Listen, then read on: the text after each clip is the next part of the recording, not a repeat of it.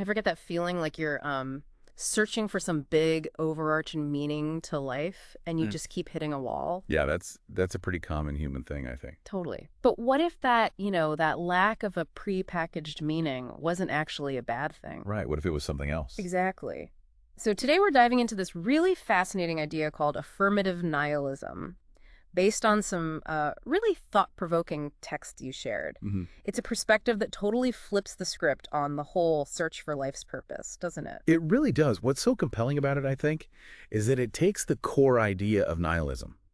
Which is. Well, the basic understanding that life doesn't inherently possess meaning, you know, no objective moral codes, no universally established purpose. Okay. And instead of that leading to despair, which is kind of the typical association. Right, the gloom and doom. Yeah. Affirmative nihilism uses that very absence as like a starting point, almost like a launch pad. Okay, I like that. A launch pad. So fundamentally, it recognizes there's no instruction manual for being alive. Pretty much. No preordained reason for why we're here or what we should be doing. For ages, institutions, think religion, tradition, they've kind of given us these ready-made answers, haven't they? They certainly have. They provide structure, meaning. But nihilism, just in its general sense, kind of suggests those might be No. constructed, maybe. Maybe even illusions, however comforting. That's right. And, when we start to realize that these established meanings might not have a solid objective foundation, well, that can feel pretty unsettling at first. I can see that disorienting. Definitely. And this is where Nietzsche's idea of passive nihilism comes in. Ah, right. Passive nihilism. It's that sense of hopelessness, Mhm. withdrawal, that feeling that if nothing ultimately matters, then, well, what's the point of anything? Why bother? Okay. Let's unpack this a bit, Uh, because this is where the shift to affirmative nihilism gets really interesting. Exactly. This is the pivot. It takes that initial feeling of, oh, no, nothing matters, and basically says, okay, so what possibilities does that open up? Precisely. Instead of Right. just despair, it's like, Ah, imagine realizing you have a completely blank canvas, not one that's already got lines drawn on it for you. yeah, okay. I get that. So the affirmative turn is all about recognizing that if inherent meaning doesn't exist, then we are like totally free Free. and maybe even kind of compelled to create our own meaning. The absence isn't a bug, it's a feature. It's liberation. Liberation. Okay. So freedom from rules imposed from the outside, freedom to set our own values, our own goals, tell our own stories. That's it exactly. If there's no universal good or right handed down, Mm-hmm.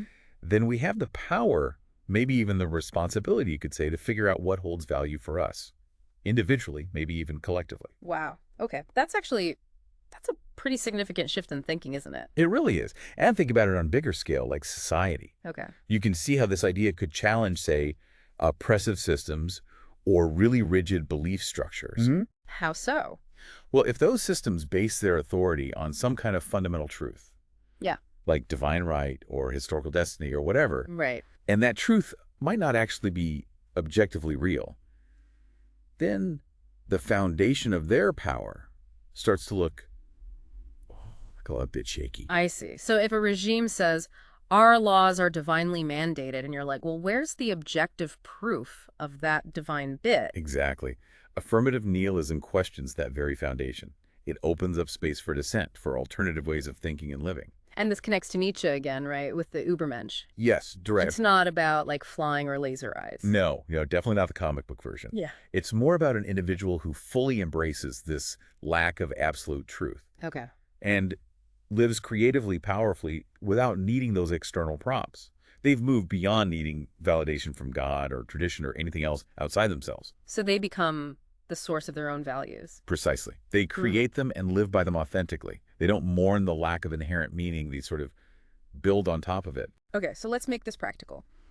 How might someone actually, live day to day with this perspective? It doesn't mean just chaos. No, not at all, no. Yeah. It's more about a fundamental shift in why you make choices. Okay. Someone embracing this might consciously decide to reject certain societal norms, maybe ones that feel hollow or just imposed, things they don't genuinely connect with. Like maybe choosing a career path that isn't just about money or status. Exactly. Or prioritizing creative pursuits or deep relationship just because those things feel meaningful to them, not because they're on some pre-approved checklist of a good life. So it's really about taking ownership, like radical ownership. I think that's a great way to put it, taking responsibility for defining your own values, your own goals, and really understanding they're your creations, not discoveries. Yeah. And that existential emptiness, that void, instead of being terrifying, it becomes a space of possibility, a starting point, not an end point. Right. Makes sense.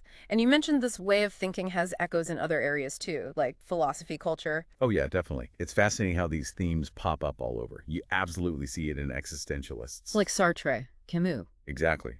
Sartre emphasizing our radical freedom and the kind of terrifying responsibility that comes with it in a meaningless universe.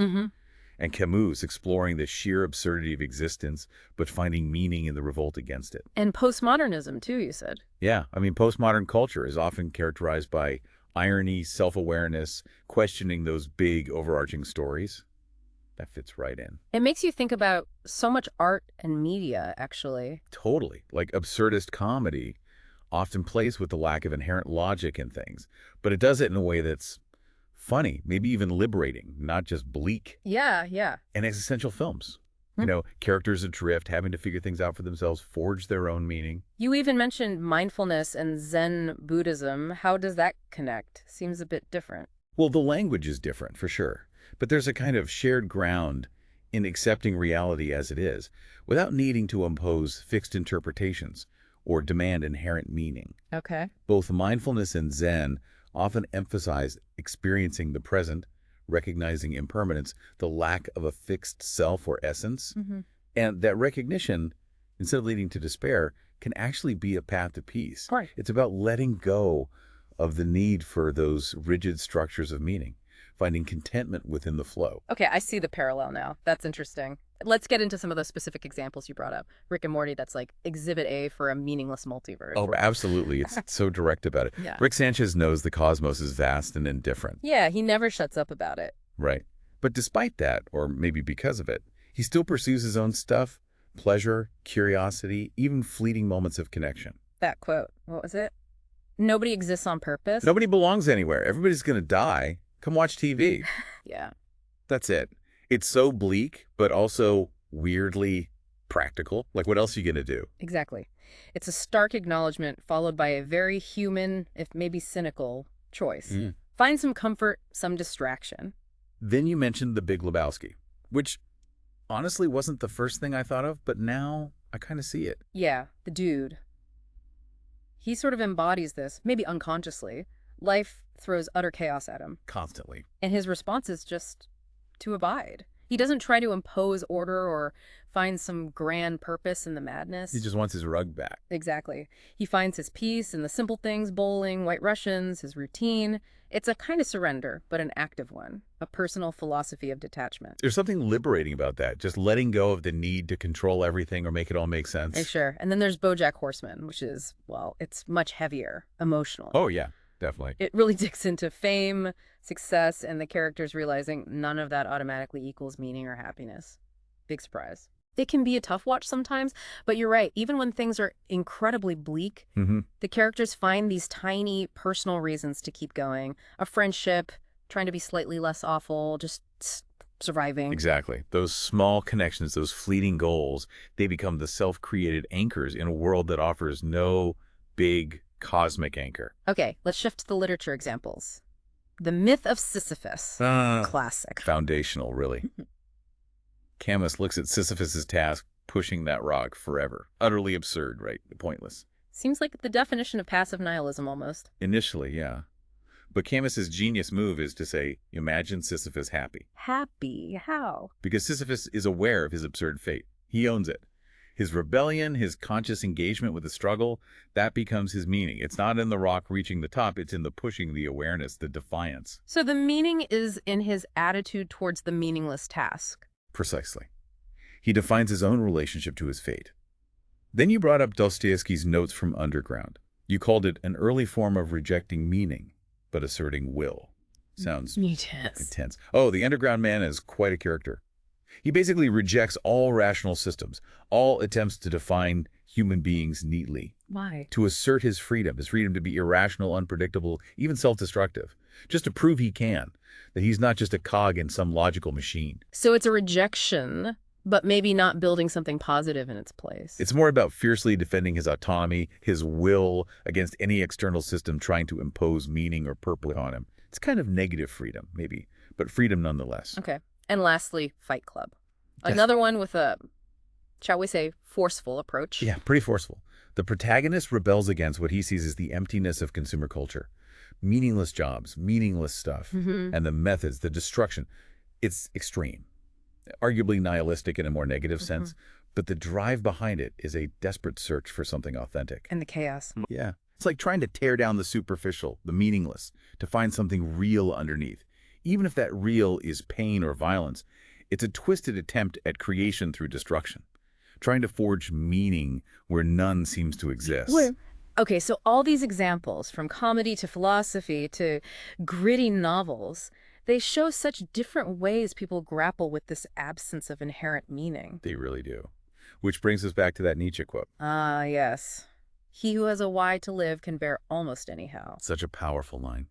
And the affirmative nihilist spin on it is crucial. Which is? Life itself might not give you that why on a silver platter, Right. but you have the power, the freedom to create your own. It's taking that fundamental human need for purpose and turning it inward, becoming the author of your own why. So, wrapping this all up, Yeah. affirmative nihilism isn't about being depressed that nothing matters. Not at all. It's almost the opposite. It's more like recognizing that lack of inherent meaning as this incredible wide open space, an opportunity. Exactly. An opportunity for real personal freedom. Freedom to create, to define, to choose what genuinely resonates with you. And it's actually kind of exciting when you frame it that way. It can be, yeah. Yeah. It puts the power back in your hands. So maybe something for you listening to think about. Where in your own life are you looking for external validation or some kind of ready-made meaning that maybe just isn't there? Good question. What could shift if you really embrace the freedom to define your own why?